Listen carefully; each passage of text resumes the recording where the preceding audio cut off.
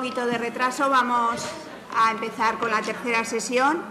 Esta tercera sesión no es monográfica en cuanto a contenido, pero sí comparte con las dos sesiones primeras que van a tratar proyectos que nos van a afectar y van a tener gran impacto en distintos aspectos a medio y largo plazo.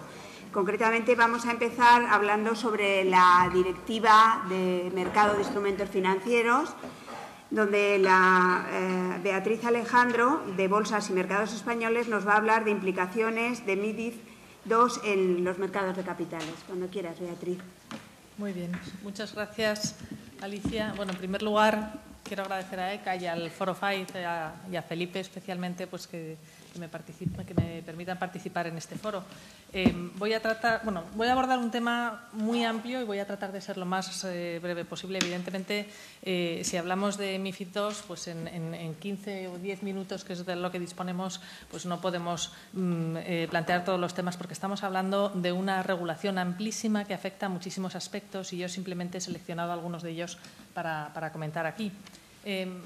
Para poner en contexto la necesidad o el porqué de esta nueva versión de la directiva MiFID, pues simplemente recalcar un planteamiento que todos conocemos. La crisis financiera que estalla hace 10 años es considerada la más importante de los últimos 80 años, con unos efectos que a fecha de hoy, 10 años más tarde, todavía podemos percibir. Y como suele ocurrir, un problema complejo como ha sido esta crisis, pues tiene unas causas complejas.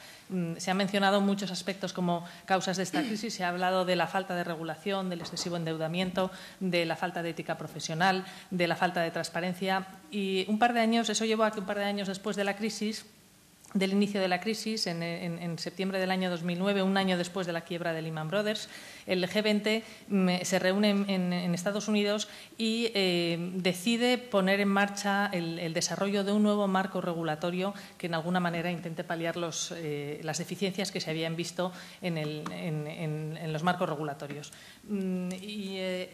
Como su nombre indica, si hablamos de MiFID II, estamos hablando de una segunda versión de una norma que ya contaba con un precedente, con MiFID I, que a su vez tenía otro precedente, la Directiva de Servicios de Inversión, que se aprobó en el año 93, que realmente fue un revulsivo porque planteó pues algo tan novedoso como era el pasaporte europeo, pero que también entra en vigor en un momento complicado, ante una década en la que se iba a producir una profunda transformación de los mercados de capitales y, en ese sentido, pues enseguida se quedó obsoleta, ¿no? Y se vio que era necesario desarrollar un marco específico, una regulación específica para, de alguna manera, controlar o regular la relación entre las empresas de servicios de inversión y sus clientes. Y ahí es donde aparece MiFID, una directiva en mercados de instrumentos financieros, que, como ya comentaba, pues entra en vigor en el año 2007, que es justo cuando estalla la crisis, y eso lleva a que enseguida se ponga de manifiesto las necesidades de una revisión, ¿no?, de esta normativa. Entonces, MiFID II se aprueba en el año 2015. En principio iba a entrar en vigor en enero de este año, pero pues debido a todo el trabajo que ha implicado la puesta en marcha, ¿no?, de este marco regulatorio, pues se ha retrasado a enero del año 2018. Entonces, los objetivos de MiFID, ¿cuáles eran? Pues básicamente incrementar el grado de protección al inversor. Y eso se puede hacer por muchas vías. También se habla de que MiFID buscaba un aumento de la competencia, pero en realidad aumentar la competencia es también una manera de proteger al inversor, porque eso va a hacer que la prestación de los servicios sean más eficientes, ¿no? Y también afecta muy de lleno directamente a los mercados financieros, a los operadores de los mercados, porque MiFID ya planteó en el año 2007 romper con un estándar que estaba establecido, que era el principio de concentración. Es decir, hasta el año 2007 toda la compraventa de acciones tenía que pasar por las bolsas de valores, y ahí lo que se plantea es que esto ya no es necesario, que se van a plantear entornos alternativos de negociación, como son los sistemas multilaterales de negociación, SMNs, y los internacionalizadores sistemáticos, que luego mencionaremos.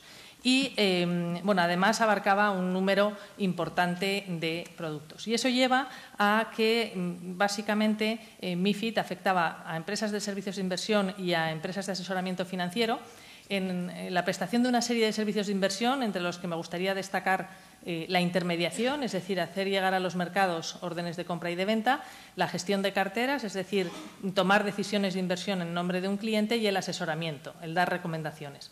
Luego había otra serie de servicios complementarios y quizás la otra novedad que suponía en MiFID es que abarcaba un amplio espectro de productos financieros, mercados de contado, derivados, renta fija, variable, materias primas, etcétera.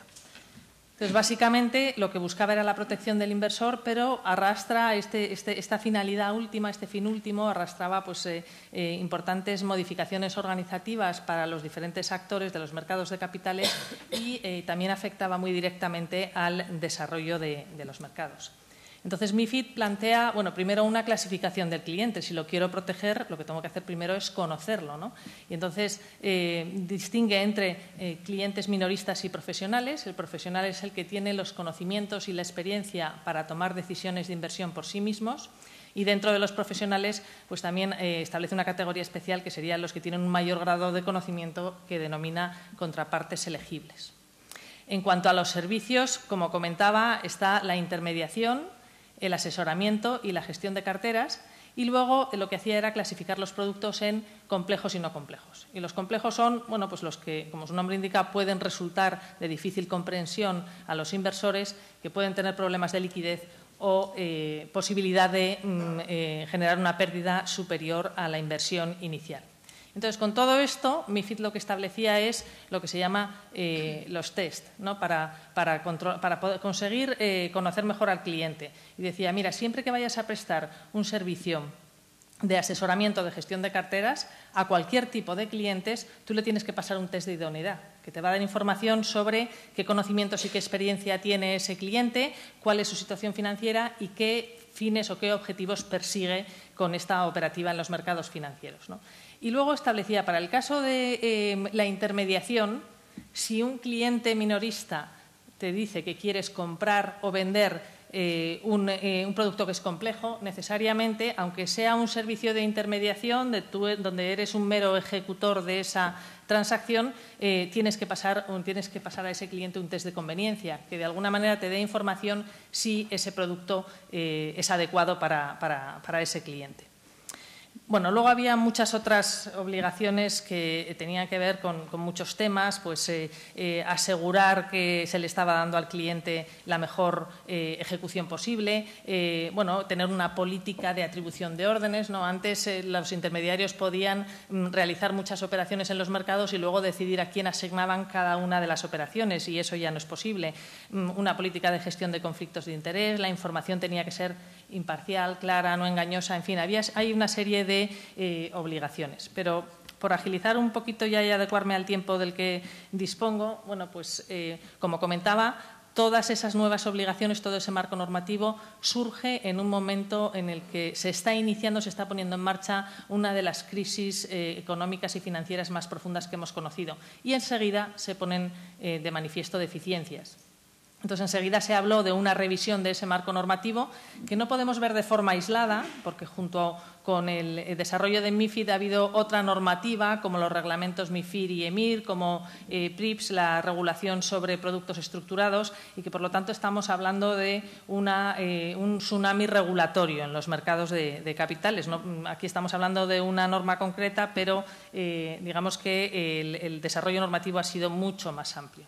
Entonces, da un paso más allá. MiFID II incorpora nuevos productos, como los productos estructurados, e incrementa el grado de protección que se da en la comercialización de esos productos.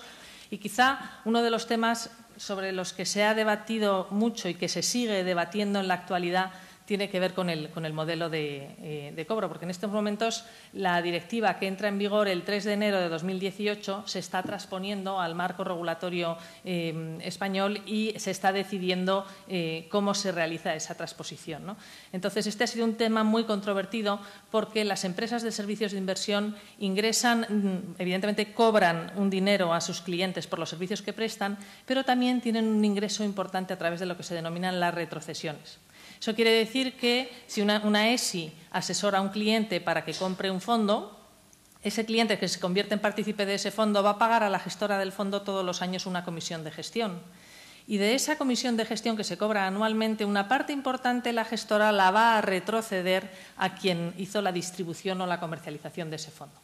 Para que se hagan una idea, las comisiones de gestión en el año 2016 fueron algo más de 2.400 millones, no, 2.230 y algo millones de euros, y de esa cantidad total, más de un 60%, más de 1.400 millones se retroceden a los comercializadores, a los distribuidores. Estamos hablando de un volumen de negocio importante. Y en ese sentido, MiFID II fue un cambio, porque mientras que MiFID I implicaba asumir nuevas obligaciones para cumplir con toda la normativa, MiFID II lo que cuestiona es la propia estrategia de negocio y en algunos momentos se está planteando la viabilidad, ¿no?, del negocio con este nuevo planteamiento. Entonces, ¿qué dice MiFID II? Dice, mira, si los servicios son de intermediación, como no media recomendación, bueno, pues se pueden cobrar retrocesiones siempre que se preste un régimen de arquitectura abierta, es decir, ahí esto va en línea con incrementar la competencia, que los servicios de inversión se presten para un rango amplio de productos y siempre que haya una total transparencia, que el cliente final sepa exactamente el dinero que está yendo a pagar a la gestora y el dinero que va a ir a parar al comercializador. En el caso del asesoramiento, como allí sí que hay recomendación, el asesor se tiene que clasificar a sí mismo como independiente o no independiente. Si es independiente, no va a poder cobrar retrocesiones y si se declara como no independiente, podrá hacerlo siempre que, una vez más, ofrezca una gama amplia de productos y siempre que traslade esa transparencia al cliente. Y en el caso de la gestión de carteras no se puede cobrar retrocesiones. Entonces, este es un tema que ha afectado mucho al mercado español porque, como el mercado alemán o el francés es un mercado que está muy bancarizado y que una parte muy importante de la distribución de los fondos se hace a través de las redes bancarias. Y en ese sentido, la industria pues, ha tratado de presionar para que en esa transposición se considere que la existencia de una red bancaria aporta valor a ese proceso de distribución porque permite acceder a la contratación de fondos a todo un colectivo que vive en pueblos, etcétera, que sin la existencia de esa red bancaria no tendría acceso a ese tipo de productos. Pero, en fin, esta sugerencia no ha sido recogida de momento porque todavía podría haber modificaciones y parece que no se va a considerar. Por lo tanto, se está haciendo una aplicación muy restrictiva. Bueno, y ya para terminar, simplemente una mención, ya hablando de los mercados de capitales en sí mismos, sobre cómo les está afectando tan directamente esta nueva normativa. En el mercado español, pues tenemos unos mercados de renta fija, donde estaría el de deuda pública y el de renta fija privada, unos mercados de renta variable, las bolsas de valores y un mercado de derivados. Tradicionalmente, por cómo se ha evolucionado la negociación en este tipo de activos, quizá el mercado más transparente es el de las bolsas de valores, porque desde hace ya bastantes años la negociación es electrónica y eso facilita que todas las órdenes de compra y de venta confluyan en un único libro de órdenes y que haya la formación del precio sea muy eficiente y que haya muchísima transparencia, tanto precontratación, es decir, sobre precios que hay disponibles, volúmenes a la compra y a la venta, como poscontratación sobre las operaciones que se han ejecutado. Entonces, como comentaba, MiFID I fue un revulsivo porque dejó de ser obligatoria que la contratación de las acciones se hiciera necesariamente a través de las bolsas y aparecen los SMNs, de tal manera que en estos momentos aproximadamente a través de las bolsas se contrata un 60-65% y el 35-40% restante se contrata a través de estos SMNs como pueden ser BATS, Challes o Turquoise. Sin embargo, los mercados de renta fija y de derivados son mucho más complejos, porque para una acción que tenemos de Telefónica tenemos diferentes bonos, obligaciones, pagarés, etcétera, en los mercados de renta fija y si nos vamos ya a los derivados tenemos futuros de diferentes vencimientos, opciones de compra, venta, distintos vencimientos, distintos precios de ejercicio. Para un emisor como Telefónica hay aproximadamente 1.000 referencias en MEF. Entonces ya tener libros de órdenes cotizados y líquidos es imposible. Entonces, además, los mercados de derivados se complican un poquito más por la fuerte tendencia que hay en negociar en los mercados OTC, que serían la evolución de este mercado en estos últimos años, en estas barras rojas que tienen aquí, frente a lo que se negocia a través de los mercados organizados.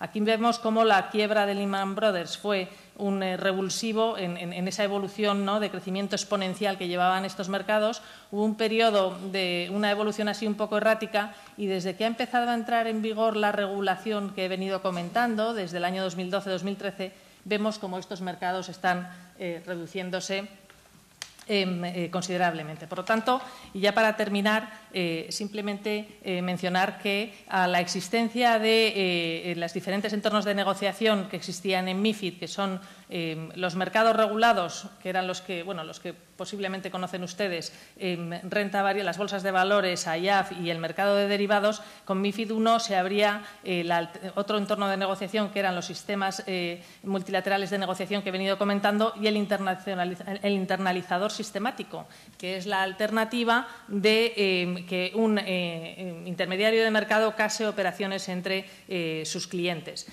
A toda esta operativa se exige unos requisitos de transparencia y de información. Entonces, como novedad, MiFID II lo que incluye es una nueva categoría que sería un sistema organizado de contratación que lo que intenta es crear un nuevo entorno de negociación que recoja toda esta operativa que he venido mencionando, que tiene lugar en los mercados de renta fija y en los mercados de productos derivados. Y, bueno, pues con esto la información estará disponible. Hay algunas obligaciones adicionales, pero yo creo que puedo terminar aquí. Muchas gracias.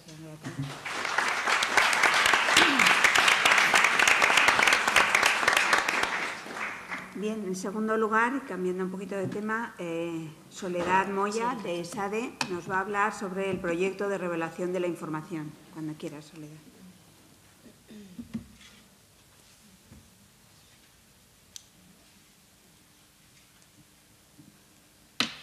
Muy bien. Bueno, en primer lugar, agradecer, por supuesto, la invitación. Siempre es un placer estar aquí, ¿vale? Entonces, yo también, bueno, como con la limitación de tiempo que tenemos todos, yo también había sido bastante, por no decir muy optimista, con lo que me iba a dar tiempo a explicaros, porque el documento que voy a presentaros también es largo. Lo que voy a hacer, este documento estará disponible para los que queráis, incluye todo el contenido del documento que os voy a explicar, pero como no tenemos mucho tiempo, veréis que me salto algunas cosas que quizá no son tan novedosas y iré a lo que creo que es más relevante. En general, bueno, la idea un poco cuando me pidieron que viniese a presentar este documento, este es un documento que sería lo que podríamos llamar el principio de principios de revelación de información, que forma parte de una iniciativa más amplia por parte del IASB, que es lo que ellos llaman la Disclosure Initiative, una iniciativa referida a la revelación de información. Entonces, esto es un documento de trabajo que se ha publicado en marzo del 2017, que ha estado abierto para comentario hasta hace nada, hasta finales de septiembre, y donde un poco el IASB pues plantea temas de revelación de información para buscar un poco opiniones pues, de los diferentes stakeholders y usuarios de esta información. Entonces, veréis que es un documento, ya os lo digo de entrada, muy general, o sea, es un documento muy de principios, entra muy poquito en detalle y no toca temas en absoluto que os vayan a parecer radicalmente nuevos, en absoluto. Son temas que seguro que os van a ser muy conocidos para todos y lo que pasa es que se está planteando si todos estos temas de revelación de información tendrían que ir a un nuevo estándar que no hay ahora, o mantener un poco la idea que hay ahora repartido por diferentes estándares o como guías de aplicación. Pero veréis que los contenidos son, primero, muy generalistas y, segundo, muy conocidos por seguramente todo el público que hay aquí.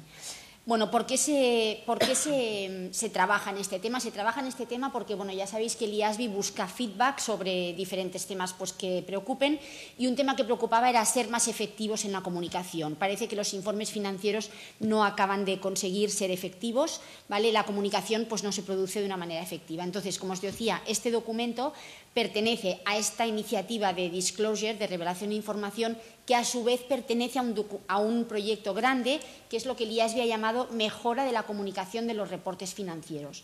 Y dentro de esta han publicado este discussion paper, que no pretende además ser en absoluto exhaustivo. Veréis que toca algunos temas que yo os comentaré, pero no hace el trabajo de lo que podríamos decir de un borrador de norma, de un exposure draft, ni mucho menos. Y no pretende serlo, sino que pretende simplemente tocar algunos temas.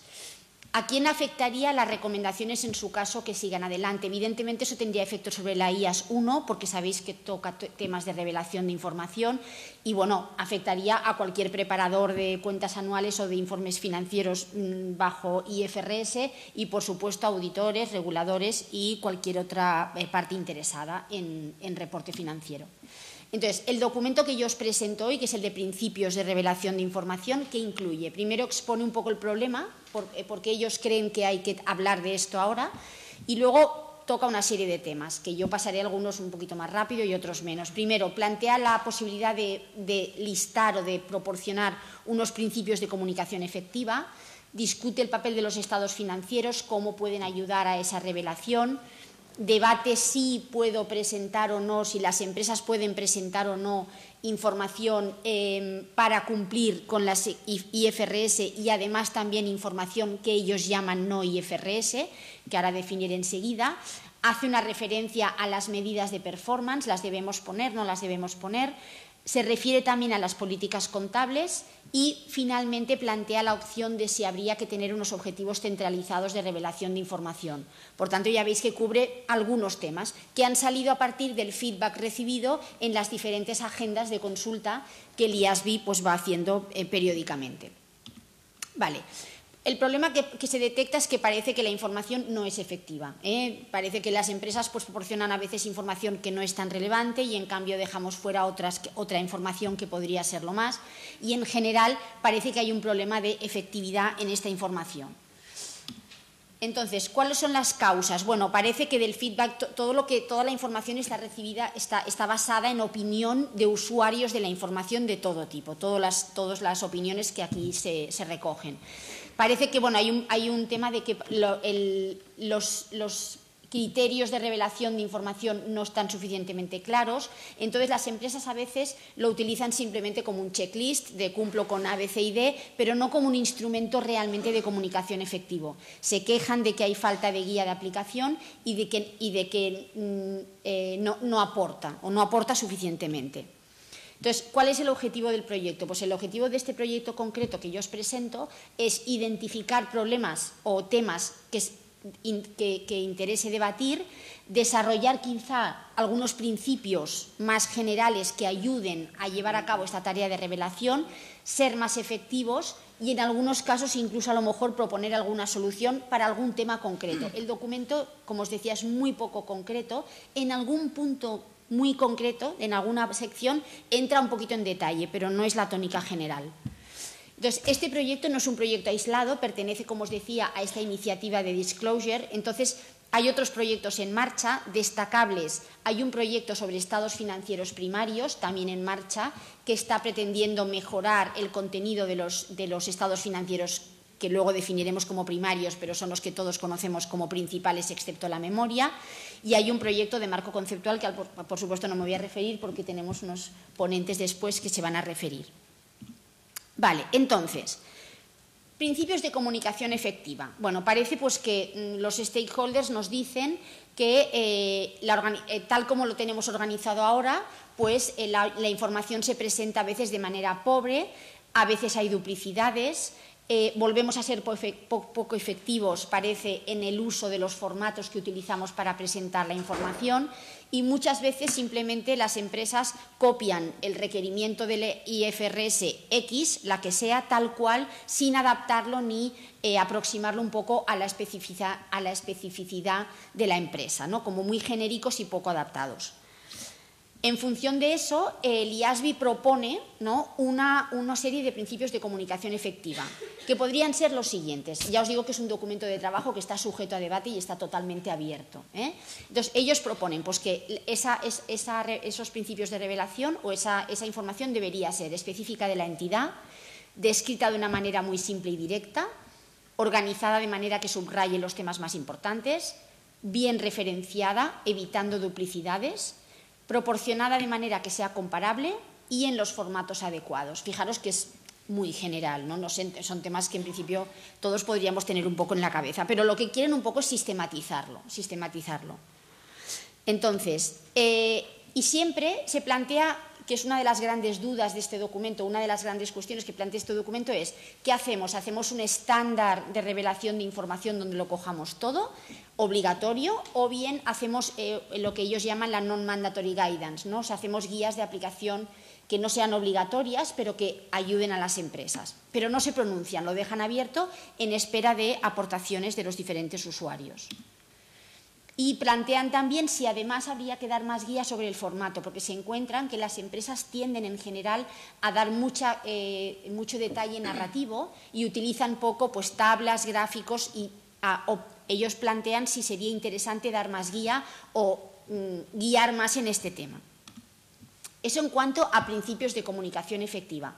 En cuanto a los estados financieros y la memoria, el documento primero hace todo un debate, que yo resumo en muy cortito, hace todo un debate sobre qué estados financieros son primarios o no. Yo creo que aquí este documento se duplica un poco con el proyecto que ya tienen sobre estados financieros primarios.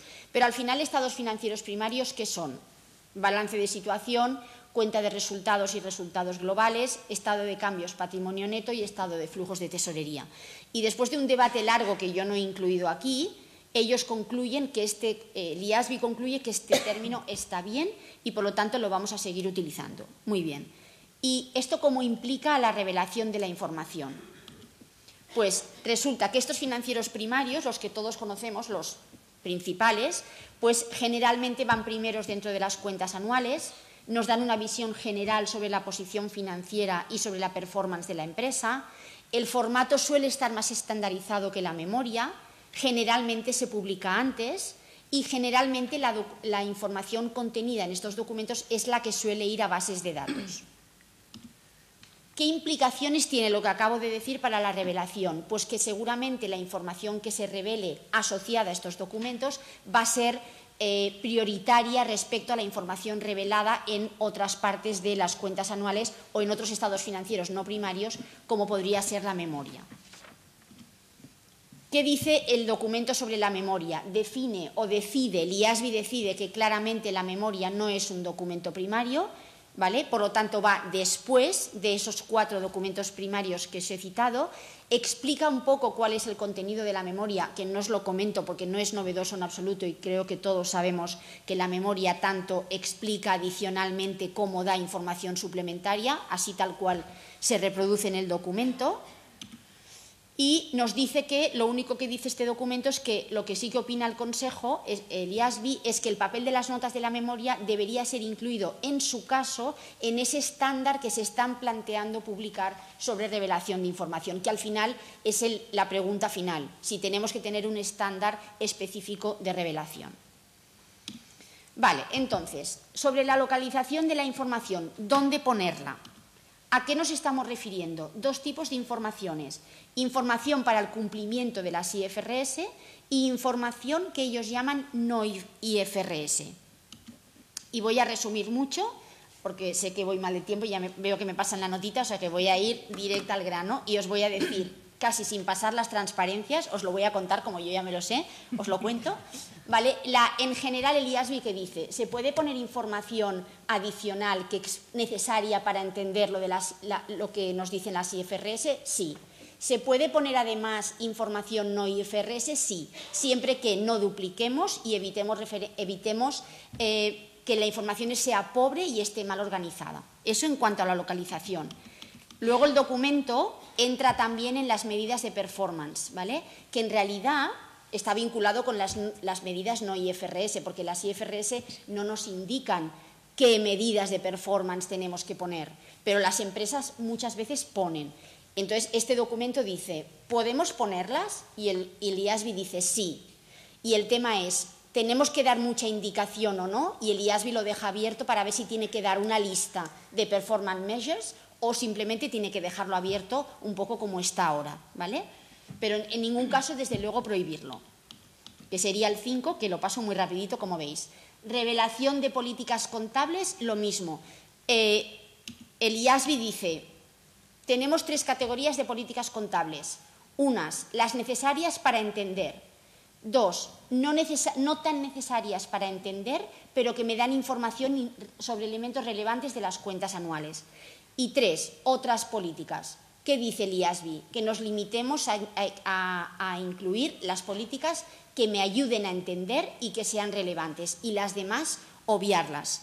¿Deberían ir un documento aparte o deberían ir otra vez como guidance? Esto lo dejan siempre abierto a discusión. Y por último, y con esto acabo, se plantea la necesidad de objetivos centralizados de información. Es decir, parece que que algunos stakeholders dicen que no tenemos objetivos que den sentido a los diferentes disclosures, a los diferentes requerimientos que nos está pidiendo las IFRS en diferentes puntos. Centralizarlos y plantear una serie de objetivos centralizados. Aquí hay dos métodos que se plantean, que no os explico, los tenéis en las transparencias. Para hacer esto, el IASB parece que es favorable a hacer una lista de objetivos centralizados. Con lo cual, para acabar, me paso al resumen, que lo tenemos aquí al final. Por tanto, como habéis visto, es un documento de carácter muy general y yo añado, creo que poco novedoso en cuanto a lo que ya conocíamos. Los temas que se van detectando, los temas tratados son en base a feedback recibido de los stakeholders. Y al final la pregunta fundamental, que os la he dicho al principio, y es la que está abierta, porque ellos están esperando a recibir opiniones, es: ¿hacemos un estándar obligatorio de revelación de información o lo dejamos todo como guía un poco voluntaria de aplicación? Aquí deciros que yo he coordinado un grupo de trabajo de respuesta a este documento, donde lo que decimos es que si quieren hacer un estándar general de revelación, lo apoyamos, pero sin perder los criterios, los requerimientos de disclosure por IFRS por áreas, porque creemos que aportan mucho y que son importantes, más allá de que pueda haber un documento general. Y nada, deciros que la discusión ha estado abierta hasta finales de septiembre y ahora el IASB empezará a recoger todas las respuestas, entre ellos la nuestra, para ver cuál es el siguiente paso. Y con eso acabo.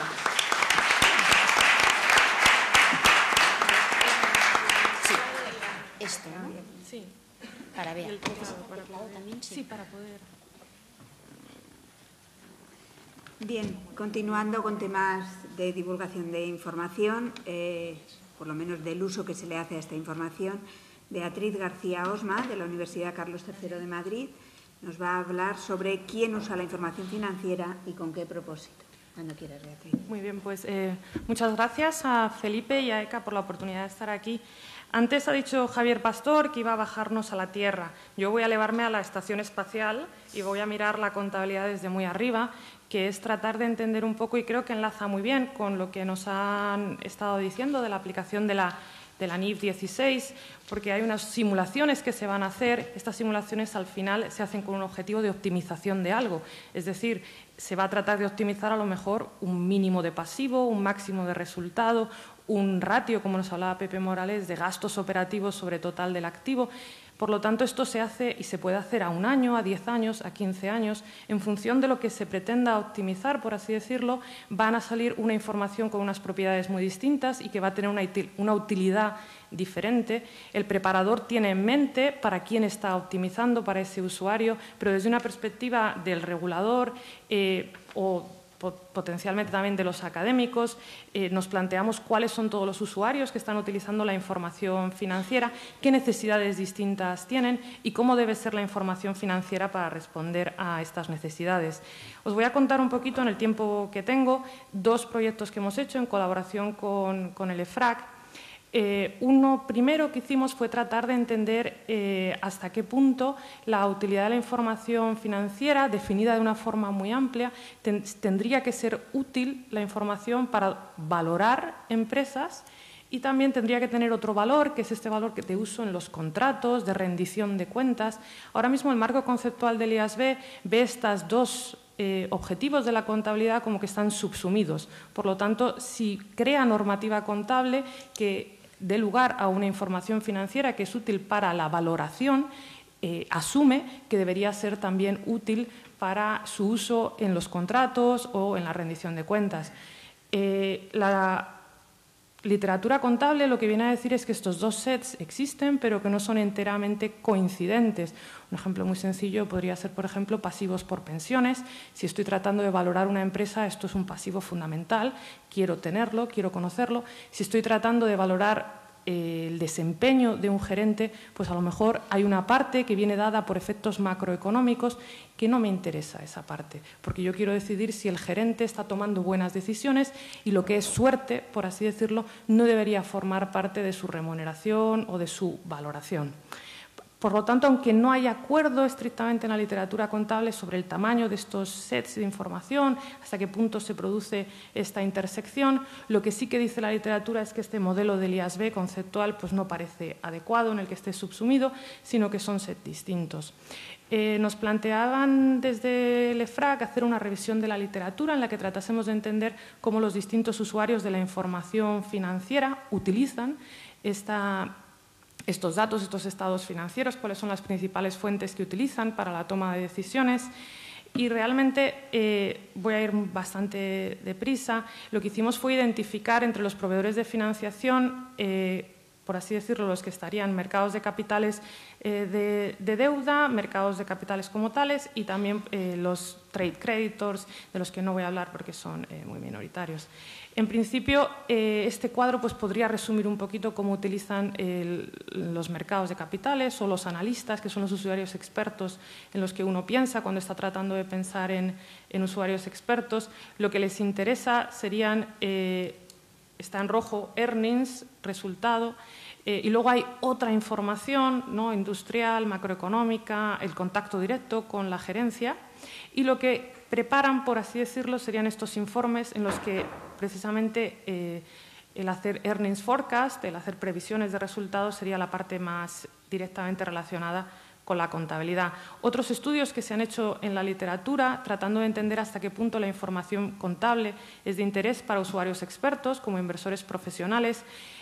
No se ve nada en el cuadro, no tiene importancia. Lo que son las 4 cosas que mencionan estos inversores profesionales como son importantes, y en amarillo están lo que serían elementos contables, bien los estados financieros, el balance, la cuenta de resultados. Por lo tanto, aunque hay otras fuentes de información, lo que se aprecia en este gráfico es que la contabilidad como tal, los estados financieros, son una fuente fundamental porque estarían en el 1, 2 o 3 de las fuentes más importantes, más utilizadas por estos inversores profesionales. En principio, ya digo, para los usuarios más informados, los profesionales, los estados financieros son vitales, pero no son determinantes, no son suficientes. El contacto con la empresa es algo que valoran mucho y domina la cuenta de resultados, claramente. Perciben como más útil los datos que aparecen en la cuenta de resultados. En cuanto a usuarios más naif, los que se llaman los retail investors, la evidencia lo que nos viene a decir es que toman decisiones basadas en 4 grandes fuentes de información: los medios de comunicación, los consejos que puedan recibir de brokers o también de amigos, familiares, y también los estados financieros. Lo que sucede es que el uso que hacen de los estados financieros es un uso muy filtrado, sería normalmente una información resumida, redactada, por lo tanto no es utilizar directamente los estados financieros. Conceptos nuevos, novedosos, como lo que se están hablando aquí, por supuesto, pues pasan completamente por encima, no se utilizan, las notas se ignoran en general, es tanta importancia, ¿no?, que han crecido tanto las notas de la memoria. Y luego están los acreedores, que son, por otra parte, otros grandes usuarios de la información financiera y que tienen un uso de la información que es bastante distinta a los inversores.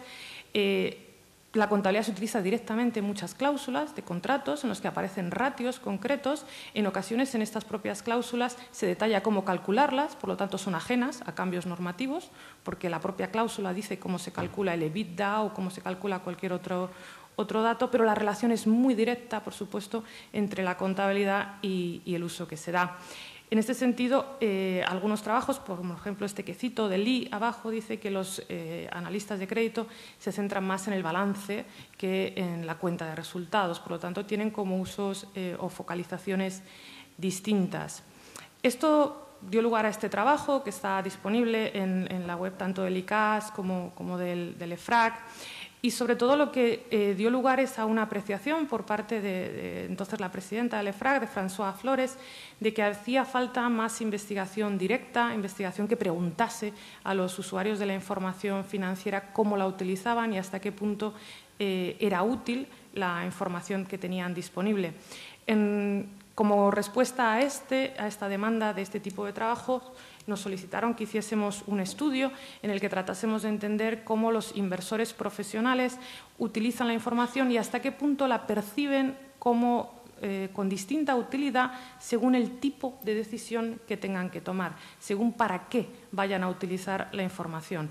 Y en ese sentido tratamos de hacer la pregunta, como ya digo, muy ampliamente, y lo que hicimos fue preparar un caso, un experimento, en el que se le daba a inversores profesionales unos estados financieros de una empresa y utilizamos un diseño que se llama una encuesta factorial, que pongo ahí 2 por 2. Esto en lo que consiste es, dividimos a los inversores profesionales en 2 grupos, a la mitad de ellos les pedimos que utilizasen esos estados financieros para valorar esa empresa y a la otra mitad les pedimos que utilizasen esos estados financieros para determinar el desempeño de la gerencia. Ese fue el primero de los cortes y es 2 por 2 porque hicimos un segundo corte que fue a la mitad de ellos. Se les dijo que al gerente se le iba a compensar en base a la cifra de resultado. Generamos un contrato en el que ligamos la contabilidad con la remuneración gerencial y, por lo tanto, quizá con incentivos para manipular esas cifras, porque si el beneficio es más alto, cobraría más ese gerente, y a la otra mitad se le dijo que la remuneración era ajena a la contabilidad. Con este diseño lo que nos permite es entender hasta qué punto la utilidad de la información financiera se percibe como de distinta utilidad en base a si se usa para un motivo o para otro y también si están o no ligados las cifras contables a la remuneración gerencial. La muestra que utilizamos pues, fue una muestra de analistas, fund managers distribuidos por toda Europa y alguna gente también en Estados Unidos y Canadá. En principio eran personas que estaban utilizando la contabilidad. Estos son los usuarios que tienen en mente el IASB, el EFRAG, cuando están generando este tipo de normativa, usuarios expertos que utilizan la contabilidad para gestionar sus carteras de inversión o para hacer sus recomendaciones y algunos resultados en el tiempo que tengo. Claramente se percibe como más útil, más relevante. En azul estaría la relevancia percibida, en rojo la percepción de fiabilidad o representación fiel. Se percibe como que es más relevante para la toma de decisión las cifras de la cuenta de pérdidas y ganancias. Las 3 primeras cifras son las ventas, el EBITDA y el resultado neto, y a partir de ahí está Property, Plant and Equipment, que serían los activos fijos, los Financial Instruments, los activos financieros, activos intangibles, el fondo de comercio y las pensiones. Se aprecia, por ejemplo, si miramos PPE, que son los activos fijos, que los inversores claramente entienden que la relevancia es baja, pero la representación fiel es muy alta. Y al contrario sucede, por ejemplo, con los instrumentos financieros, que se perciben como que tienen una gran relevancia, pero una fiabilidad o una representación fiel bastante menor. Tratando de ver, separando entre esto de relevancia y representación fiel, nos pareció interesante, esto sería como un semáforo, en verde están las cifras que se consideran que son muy relevantes, en rojo las que menos. Curiosamente, el EBITDA es la cifra más relevante para estos usuarios, que no es una cifra estrictamente contable, sino algo que se puede pues, definir según se quiera. También la cifra de ventas se considera como muy relevante. Y en cambio, cuando se pregunta sobre la representación fiel, las percepciones son generalmente más negativas, particularmente si se ve los instrumentos financieros, hay como un gran semáforo rojo, y esto viene dado fundamentalmente por lo que ponemos ahí como error.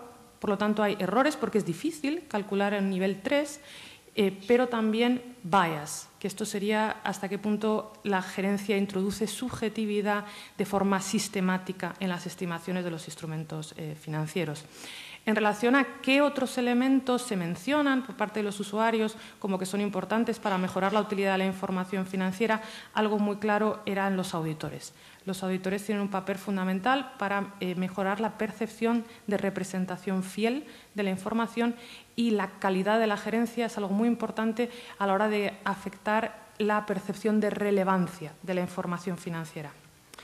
En cuanto a las otras fuentes de información, les preguntamos también, porque tuvimos con ellos unas entrevistas que duraron en torno a 1 hora, hora y media, y realmente criticaban mucho la contabilidad. Habéis visto el semáforo, está casi todo en rojo. En verde había muy poquito. Esto eran las percepciones que ellos tenían.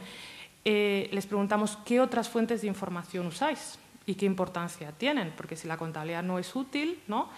habrá otras fuentes. Interesantemente, tanto para los que estaban tratando de valorar la empresa como para valorar al gerente, la contabilidad, los estados financieros es la principal fuente de información que se utiliza en sus modelos mentales, a pesar de que sí es cierto que se utilizan también otras muchas fuentes. Está ordenado, por así decirlo, a un 100% de las fuentes que se podrían utilizar. El primer escalón son los estados financieros, que es el bloque más grande, por así decirlo. Sería como una base sobre la que luego se construyen o se utilizan otras fuentes alternativas. En resumen, y termino, los resultados que obtuvimos fue, en general, que hoy en día, tal y como está diseñada la contabilidad, los inversores consideran que la información es más útil para tomar decisiones de valoración que para tomar decisiones de este otro tipo, de stewardship, contracting o de valoración de la gerencia. No parece que les preocupe demasiado el hecho de que la compensación gerencial esté ligada a la contabilidad. No afectaba su percepción de representación fiel. Independientemente del objetivo, siempre en la cuenta de pérdidas y ganancias se percibía como más relevante y fielmente representada. La percepción de calidad depende mucho de la percepción que se tenga sobre la calidad del gobierno corporativo, por lo tanto no se ven de forma aislada los estados financieros. Y aunque las fuentes alternativas de información son muy importantes, la principal fuente de información siguen siendo los estados financieros. Muchas gracias.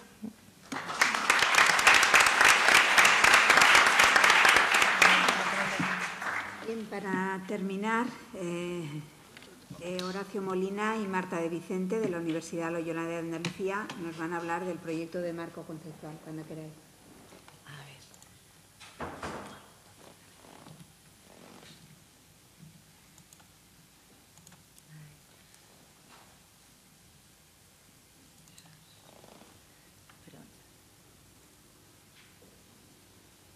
Bien, pues buenas tardes. Ante todo, pues dar las gracias a Felipe, a ECA y a la casa que nos acoge hoy y que nos da la oportunidad de ver a amigos que no vemos durante el año. Gracias por acogernos también a ICADE.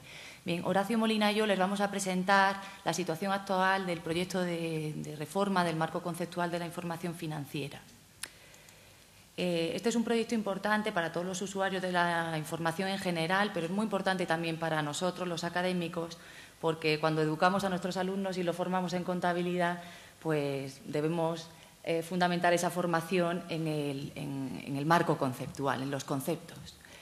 Bien, les vamos a contar un poco la historia del proyecto, por qué, cuáles son las motivaciones que han llevado a reformar el proyecto, que ya hacía falta porque el original es de 1989, con lo cual hace pues unos 27 años que desde que el IASB emitió el primer marco conceptual, cuáles son los efectos inmediatos y futuros y luego contarles pues, cuáles han sido las principales novedades en los capítulos de objetivos de la información que ha tratado un poco Bea en su presentación, las definiciones de los elementos, que algunas cambian, los criterios de reconocimiento, baja y medición. Bien, sobre la historia del proyecto, como les decía antes, el primer marco conceptual en el marco internacional lo aprobó el IASB en 1989. En 2001, su sustituto, el IASB, adoptó este mismo marco y en 2004 el IASB empezó un proyecto conjunto con el FASB para modificar el marco conceptual. El enfoque que siguieron fue por capítulos y, en primer lugar, se centraron en los capítulos 1 y 3 del marco conceptual, que se refieren a los objetivos de la información financiera y a las características cualitativas de la información financiera para que sea útil. Bien, fruto de ese proyecto conjunto, pues publicaron esos capítulos, los terminaron, el 1 y el 3, y también iniciaron un proyecto sobre la entidad que informa. En 2008 emitieron el discussion paper y en 2010 emitieron el exposure draft. Y también empezaron a deliberar sobre los elementos y sobre su medición. Sin embargo, en 2010 decidieron suspender este proyecto conjunto sin que hubieran terminado de deliberar sobre la definición de los elementos ni su medición, y entonces pues en 2012 el IASB inicia ya la andadura de reforma del marco conceptual en solitario. El FASB reabrió este proyecto en 2014, aunque la evolución ha sido algo más lenta. Únicamente publicó en 2016 el capítulo 7 sobre presentación y este año, en mayo de 2017, han estudiado la situación general del proyecto, lo han retomado y han incluido en la agenda el capítulo sobre la parte de elementos. Sin embargo, el IASB ya en solitario pues emitió un discussion paper en 2013 que recibió unas 200 cartas, más de 200 cartas de comentario, el exposure draft en 2015 y, bueno, aunque estaba prevista la publicación del marco en 2017, se ha retrasado por el momento hasta el primer trimestre de 2018. Bien, ¿cuáles fueron los motivos por los que decidieron abordar este proyecto? Pues los motivos son tres. El primero, abordar áreas que no estaban cubiertas en el marco conceptual anterior, en el del 89, o que lo estaban, pero sin suficiente detalle. Por ejemplo, el tema de la medición. Se trataban las bases de medición, pero ahora, como les contará Horacio Molina, pues se establece una metodología para decidir y los factores que influyen al decidir en las bases de medición. En cuanto al rendimiento financiero, la definición de ingresos y de gastos no cambia, pero sí se dan más detalles sobre cuándo se deben registrar en OCI, en el resultado integral, y sí se abordan áreas que no estaban en el marco conceptual anterior, como son la presentación y revelación, los criterios de baja de los elementos, que si bien las normas concretas sí los trataban específicamente para cada situación, pero no formaban parte del marco conceptual. Y también se trata la entidad que informa. Un segundo motivo de la reforma del marco conceptual ha sido aclarar aspectos del marco conceptual existente. Por ejemplo, el rol de la rendición de cuentas, como comentaba Beatriz, en el trabajo que han realizado, si bien lo perciben como un objetivo de la información, pero menos relevante que la valoración. Bien, en el marco conceptual pues sí se incluye, y uno de los objetivos de la información es proporcionar información para que se pueda evaluar la gestión que los directivos han hecho de los recursos de la entidad, que es la función de stewardship. Además, se aclara que la rendición de cuentas y stewardship son términos intercambiables o que se pueden utilizar, porque en la misión del propio IFRS habla de rendición de cuentas y no de stewardship. Y entonces pues, han decidido aclarar que el término pues, es el mismo.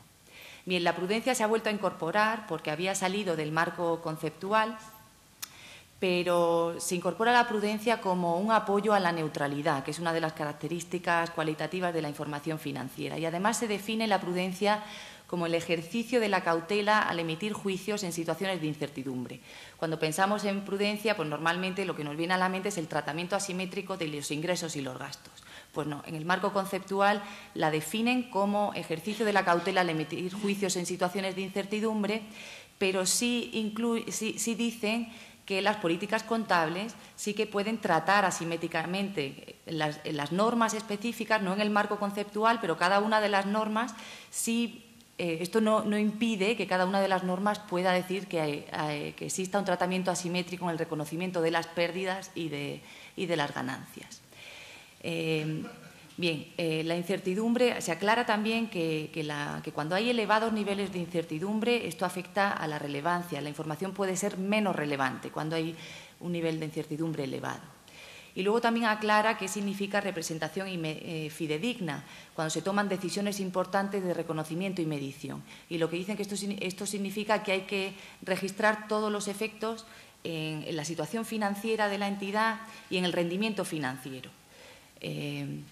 Por último, se aclaran también las definiciones de activos y pasivos. Más que aclarar, es que cambian las definiciones de activos y pasivos y se proporcionan muchos más ejemplos, más guías para entender estas definiciones.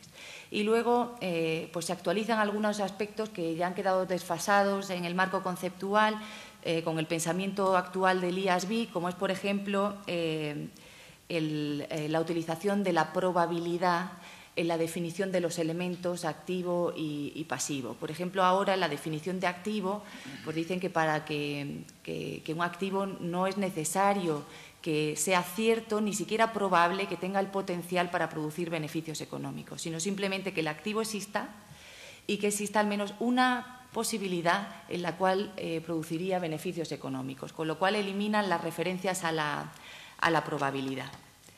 Bien, en cuanto a los efectos, pues el marco conceptual no es una norma, ni sustituye ni afecta a las normas actualmente existentes, solo influye si hay alguna transacción que no la regula ninguna norma concreta y entonces, bueno, como actualmente nos dice la norma internacional de contabilidad 8, pues en estas situaciones hay que recurrir al marco conceptual, a los conceptos del marco conceptual para poder reconocer y medir los elementos en la transacción.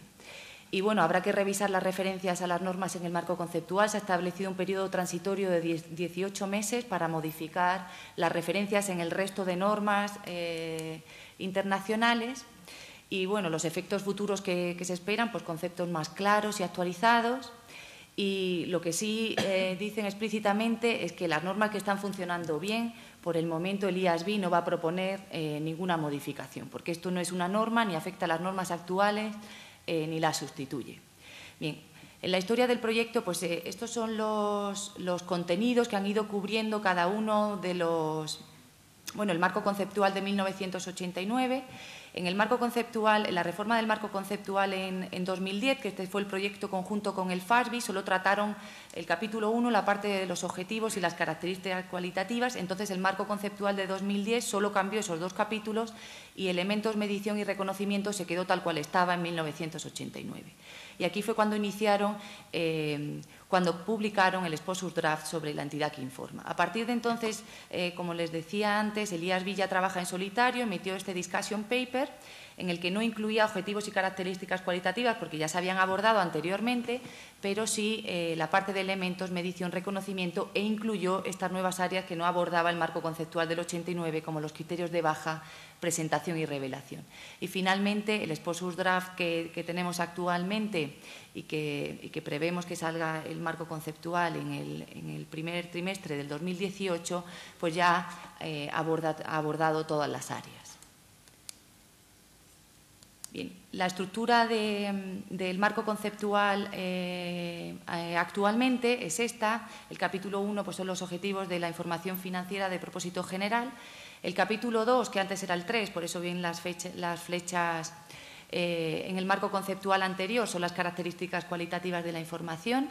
El 3, estados financieros y entidad que informa. Esos capítulos que ven recuadrados es porque antes eran un único capítulo en el marco conceptual de 1989 y ahora pues se dedica un único capítulo para los elementos, para el reconocimiento y baja medición y capital y mantenimiento de capital que ya existían, pero que ahora se han desglosado en varios capítulos. Y el capítulo 7 es nuevo en el marco conceptual, presentación e información a revelar. Y bien, pues Horacio les va a contar un poco las novedades principales en cada uno de los capítulos. Muy bien, buenas tardes. Voy a ser muy sintético por respetar la hora, que eso siempre es sagrado, ¿no? Entonces, principales flashes que voy a lanzar, yo creo que esto merecerá una sesión especial en otro Five, ¿no? En primer lugar, la lógica conceptual de objetivos de la información, que es para tomar decisiones. Esas decisiones se basan en expectativas. Las expectativas necesitan una valoración tanto de los flujos de efectivo que va a generar una compañía como de la rendición o la gestión realizada por los gestores. Y para eso se requiere información. Pues esa lógica, esa estructura lógica se quiere incorporar al capítulo 1 a través de un flujograma, porque la idea es no tocar mucho lo que ya está aprobado. En cuanto al capítulo 1 y 3, las principales novedades es reforzar la rendición de cuentas que en el borrador de 2010, en el documento de 2010 había rebajado. Sin embargo, subrayan que este reforzamiento de rendición de cuentas no supone reforzar el coste histórico frente a valor razonable, reintroducir el concepto de prudencia en el sentido que lo ha explicado Marta, subrayar que una representación fiel es sustancia sobre forma, no nos guiemos solamente por la letra de los contratos, y por último, incertidumbre en la medición afecta, inicialmente se habían planteado en la relevancia, posteriormente lo han modificado en la fase de deliberaciones a la representación fiel. Esto sería que cuando no puedo medir bien porque tengo mucha incertidumbre, eso es un problema más de fiabilidad. La fiabilidad es lo que se parecería un poco más, aunque no es igual a la representación fiel. Bien, definiciones. Lo más importante de las definiciones lo ha planteado Marta. Las definiciones actuales incorporaban conceptos de probabilidad que eran necesarios para el reconocimiento y que se utilizaban para la medición. La probabilidad, eso no tiene sentido. Aclaremos, la definición es sin la probabilidad. Por lo tanto, ¿qué es un activo? Es un recurso económico. Económico significa que tiene potencial para generar beneficio económico y controlado por la entidad. Controlado significa que tengo la capacidad para dirigir el uso y que yo me voy a apropiar de los beneficios económicos que genere ese activo. Esas tres nociones son claves y las articulan de esa manera. Pasivo, ¿qué es? Es una obligación actual de la entidad de transferir un recurso económico. Aquí lo importante es la capacidad práctica para evitar el pago.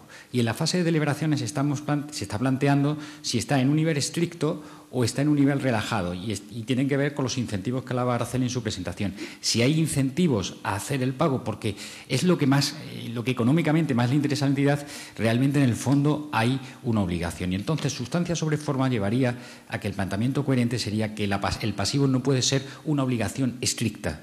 Es decir, que si hay un incentivo económico a acometer ese pago, reconózcase la obligación. Estamos en la fase de deliberación y se está deliberando sobre esto. No está ni definitivo y están yendo y viniendo. O sea que esto hay que hablarlo con esta perentoriedad. Definen contratos pendientes de ejecutar. Si un contrato está pendiente de ejecutar por cualquiera de las dos partes, no se va a reconocer porque el valor neto de la obligación y del derecho que surge del contrato es cero. Cuando una de las dos partes cumple, entonces ya hay un activo o un pasivo para una de las dos partes. Si inicialmente el contrato está descompensado y hay un beneficio o pérdida, hay un activo neto o un pasivo neto que, según las normas, se reconocerán o no se reconocerán. El marco no es una norma. Criterios de reconocimiento. Los criterios de reconocimiento anteriormente estaban basados en 3 criterios que o los cumplías o no podías reconocer. Ahora es un trade-off entre relevancia y fiabilidad. Pero aparecen los 3 criterios. Es decir, si hay dudas sobre la existencia de la definición, no debo reconocer por relevancia. Si la probabilidad de los flujos de efectivo es baja, eso indicaría que la información no va a ser relevante. Pero no me obliga a que sea media o alta, porque los criterios de probabilidad de los flujos cambian según las normas. Y entonces tenemos que tener una norma que pueda acoger cualquiera de las opciones que se han adoptado las normas. Y por último, la representación fidedigna, que se centra en que cuando yo reflejo una transacción reconozca razonablemente tanto los activos como los pasivos, los ingresos y gastos que genera. Y por último, lo que hemos hablado de si hay incertidumbre en la medición, restaría fidelidad a la representación. En cuanto a criterios de baja, se trata de que la presentación sea fidedigna de los activos y pasivos que se quedan tras la transacción de baja y del cambio en los activos y pasivos de la entidad. El capítulo de medición, yo creo que esto es uno de los grandes avances que se produce en el marco conceptual. En el anterior solo teníamos 4 conceptos de valoración y aquí hay toda una metodología para valorar. Y en esa metodología para valorar se definen los conceptos, cómo esos conceptos influyen en la relevancia y la fidelidad y qué factores hay que tener en cuenta para utilizar unos u otros. Nosotros hemos hecho un pequeño ejercicio que se lo voy a presentar aquí, que es lo último que voy a decir ya en la presentación, que es tratar de ver en las diversas normas qué es lo que puede justificar los criterios de medición elegidos. ¿Por qué hemos hecho este ejercicio? Porque hay que explicárselo a los alumnos. Y hay que explicarles a los alumnos por qué razón se valora de una forma o de otra. ¿Las herramientas cuáles son?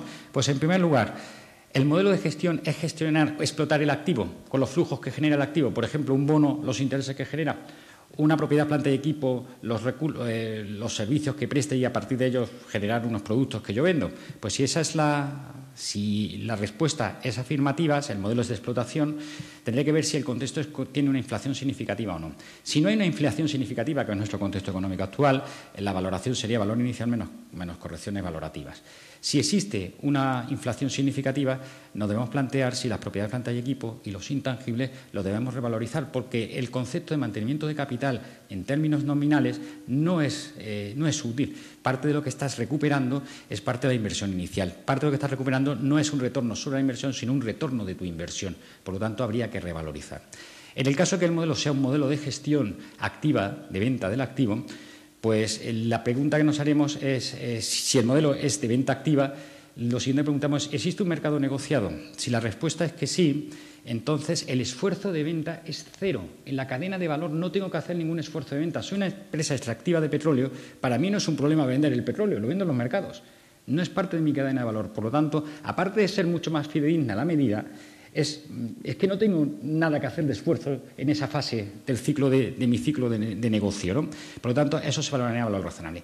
Si, sin embargo, no existe un mercado negociado, entonces lo que hay que preguntarse es si el activo experimenta grandes cambios de valor. Por ejemplo, las existencias en un almacén, la existencia de productos terminados en un almacén no cambian en gran medida de valor, por lo tanto sería valor inicial menos correcciones valorativas. Pero si cambian de valor, por ejemplo, activos biológicos por crecimiento biológico, acciones no cotizadas porque cada año pues obtienen resultados, es mucho más relevante presentar el valor razonable con diferencias en resultados. Y, por último, si el modelo no es claramente destinado a la venta ni de explotación, pues estaríamos en estos activos financieros que son para cobrar intereses y venderlos. Entonces, en ese caso, es relevante que la base sea valor razonable en balance y en resultados mantengo el costo histórico, pero en OCI reconozco esas diferencias que se han producido en las valoraciones. En cuanto a presentación y revelación, yo creo que lo que ha dicho Sole es suficiente y mucho más ilustrativo de lo que yo pueda aportar en este momento. Y yo creo que de esta manera pues solamente les he robado 5 minutos de su descanso. Muchas gracias.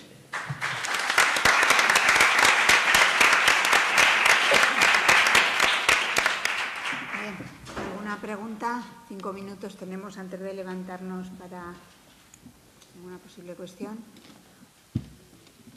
¿No? Si nadie surge a mí una pequeña duda me ha surgido, Beatriz.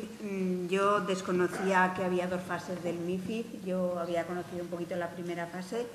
A mí me da la sensación que la primera fase de la directiva en la relación banca-clientela no ha tenido mucho impacto más que los papeles que firman, pero por tu intervención me ha parecido ver que esta segunda fase sí que va a tener más impacto en la relación banca-clientela en cuanto a que van a tener que detallar comisiones y eso se va a quedar claramente para... Sí.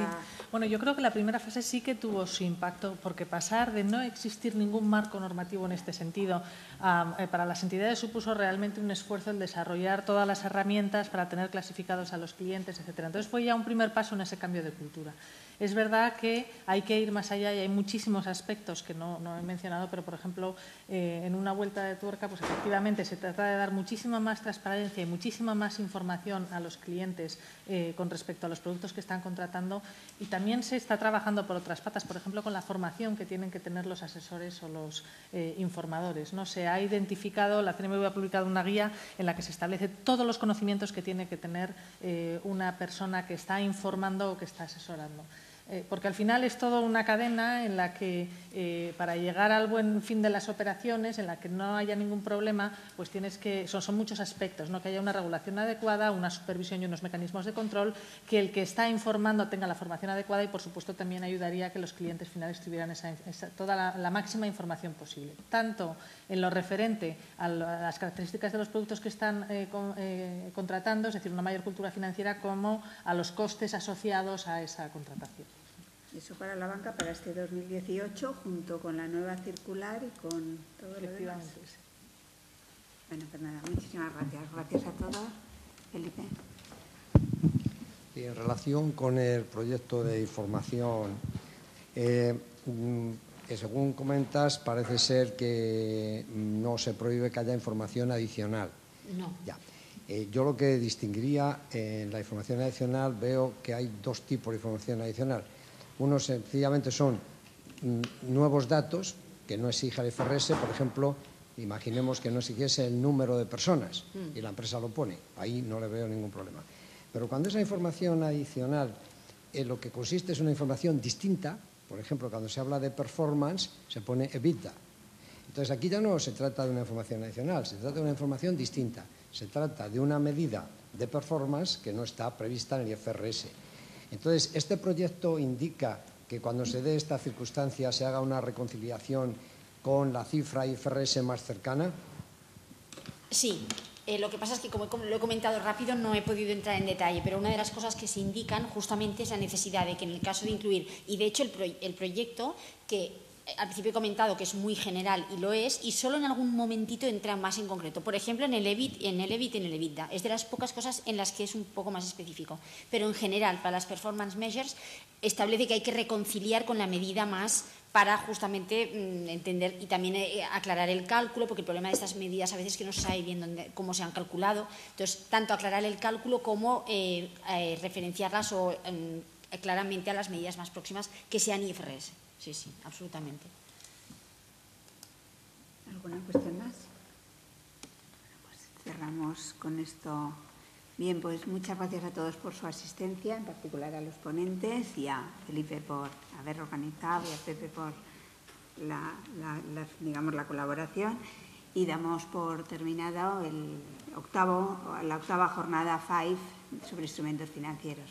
Esperemos que el año que viene nos veamos todos otra vez.